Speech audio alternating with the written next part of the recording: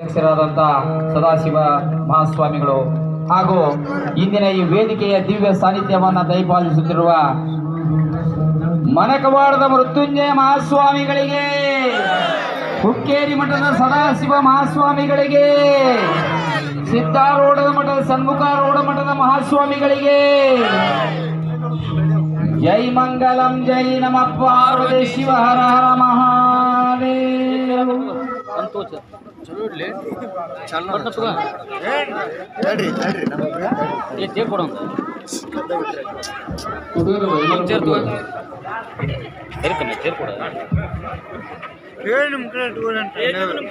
ಎಲ್ಲರೂ ಸಮಾಧಾನದಿಂದ ಕೂತ್ಕೋಬೇಕಂತ ಅವರಲ್ಲಿ ವಿನಂತಿ ಮಾಡ್ತಾ ಇದ್ದೀನಿ. ಎಲ್ಲರೂ ಸಮಾಧಾನದಿಂದ ಕೂತ್ಕೊಳ್ಬೇಕು. ಇವತ್ತು ಹೆಬ್ಬಳ್ಳಿಯ ಸುದೈವ ಇಂಥ ಸುಸಂದ ಸದಾಶಿವ ಸ್ವಾಮಿಗಳು ಅಂತ ಪೂಜರಿಗೆ ಸನ್ಮಾನ ಜೋರಾಗಿ ಚಪ್ಪಾಳೆ. ವಿಶೇಷ ಅಂದ್ರೆ ಮೊದಲನೇ ತಾನೇ ಅಂದ್ರೆ ಸರಿಸುಮಾರು ಒಂದು ತಿಂಗಳಿಂದ ಮಣಕವಾಡ ಅಜ್ಜವರ ಸಾರಥ್ಯದಲ್ಲಿ 75 ಹಳ್ಳಿಗಳಲ್ಲಿ ಪಾದಯಾತ್ರೆ, ಅದ್ರ ಜೊತೆಗೆ ಹಾವೇರಿ ಹುಕ್ಕೇರಿ ಮಠದ ಸದಾಶಿವ ಸ್ವಾಮಿಗಳು ಬೆಳ್ಳಿ ತುಲಾಭಾರ ಆಯಿತು. ಇಡೀ ಕರ್ನಾಟಕದ ಇತಿಹಾಸದಲ್ಲಿ ಬಂಗಾರ ಮತ್ತು ಬೆಳ್ಳಿ ತುಲಾಭಾರ ಆಗಿರುವಂತ ಏಕೈಕ ಮಠ ಯಾವ್ದಾದ್ರಿಂದ ಅದು ಹಾವೇರಿ ಹುಕ್ಕೇರಿ ಮಠ ಅಂತ ಹೇಳಬೇಕು. ಅಂತಹ ಪೂಜರು ಇವತ್ತು ಕಾರ್ಯಕ್ರಮಕ್ಕೆ ಆಗಮಿಸಿದ್ದಾರೆ.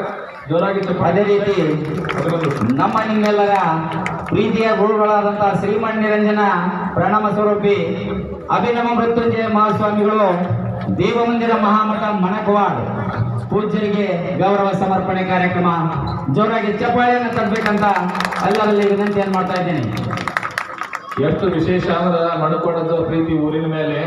ಮಣಕವಾಡ ಅಜ್ಜವ್ರು ನಮ್ಮ ಗುರುಗಳು ಅಂತಂದು ಸಾವಿರಾರು ಹಳ್ಳಿ ಜನ ಹೇಳಿದ್ರೆ ಹೆಬ್ಬಳ್ಳಿ ನನ್ನೂರು ಅನ್ನುವಂತ ಅಭಿಮಾನ ಯಾರ್ಯಾರು ಮಣಕವಾಡ ಪೂಜೆ ಈ ಊರಿನ ಬಗ್ಗೆ ಐತಿ ಅಂತ ಅಭಿಮಾನ ಪ್ರೀತಿಯನ್ನು. ಅದೇ ರೀತಿಯಾಗಿ ಶ್ರೀ ಅಭಿನವ ಸಿದ್ದಾರೂಢ ಮಹಾಸ್ವಾಮಿಗಳು ಷಣ್ಮುಖಾರೂಢ ಮಠ ವಿಜಯಪುರ ಹಾಗೂ ಶಾಂತಾಶ್ರಮ ಹುಬ್ಬಳ್ಳಿ ಪೂಜ್ಯರಿಗೆ ನಮ್ಮ ಸೇವಾ ಸಮಿತಿಯ ವತಿಯಿಂದ ಗೌರವ ಸಮರ್ಪಣೆ ಕಾರ್ಯಕ್ರಮ ಜೋರಾಗಿ ಚಪ್ಪಾಳೆಯನ್ನು ತಟ್ಟಬೇಕು. 12 ಜ್ಯೋತಿರ್ಲಿಂಗಗಳನ್ನು ನೋಡಬೇಕು ಅಂತಂದ್ರೆ 12 ಕಡೆ ಹೋಗೋ ಅವಶ್ಯಕತೆ ಇಲ್ಲ.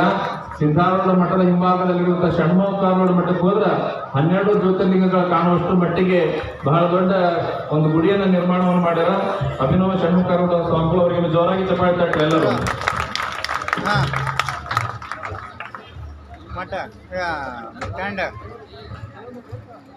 ಸದ್ಭಕ್ತರಿಗೆ ವಿನಂತಿಯನ್ನು ಮಾಡ್ಕೊಳ್ತಾ ಒಬ್ಬರು ಮಾತೆಯರು ವೇದಿಕೆ ಮೇಲೆ ಆಗಮಿಸಬೇಕಂತ ವಿನಂತಿ ಮಾಡ್ತಾ ಇದ್ದೇನೆ.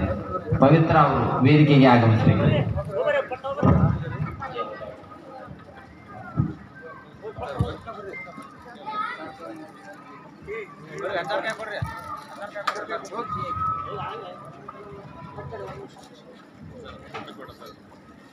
ಜೋರಾಗಿ ಚಪ್ಪಾಳೆಯನ್ನು ತಟ್ಟಿತ್ವ ಈ ಸುಂದರ ಕ್ಷಣಗಳನ್ನು ಆನಂದಿಸಬೇಕು.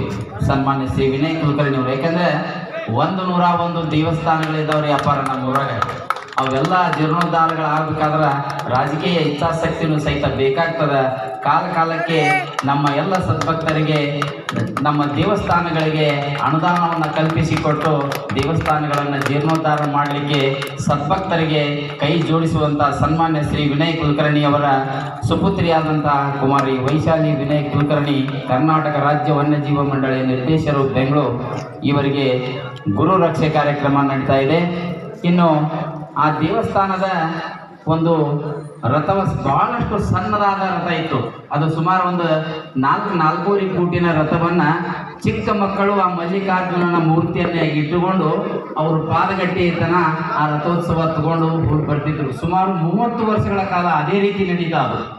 ಅದನ್ನು ಕಂಡ ನಮ್ಮ ಹೆಬ್ಬಳ್ಳಿ ಗ್ರಾಮದ ದಾನಿಗಳಾದಂಥ ಚನ್ನಬಸಪ್ಪ ಬಸಪ್ಪ ಮಟ್ಟಿ ಹಾಗೂ ಸಾವಿತ್ರಮ್ಮ ಚನ್ನಬಸಪ್ಪ ಮಟ್ಟಿ ದಂಪತಿಗಳು ಒಂದು ಅಂದವಾದ ಸುಮಾರು 4,50,000 ರೂಪಾಯಿಗಳನ್ನು ದೇಣಿಗೆಯಾಗಿ ನೀಡಿ ಸುಂದರವಾದ ರಥವನ್ನು ಮಲ್ಲಿಕಾರ್ಜುನನಿಗೆ ಅರ್ಪಣೆ ಮಾಡಿದ್ದಾರೆ.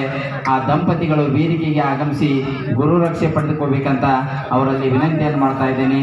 ಸಾವಿತ್ರಮ್ಮ ಚನ್ನಬಸಪ್ಪ ಬಸಪ್ಪ ಮಟ್ಟಿ ದಂಪತಿಗಳು ವೇದಿಕೆಗೆ ಆಗಮಿಸಿ ಅವರು ಗುರು ರಕ್ಷೆಯನ್ನು ಪಡೆದುಕೋಬೇಕಂತ ಅವರಲ್ಲಿ ಭಿನ್ನಹ ಮಾಡಿಕೊಳ್ತಾ ಇದ್ದೇನೆ.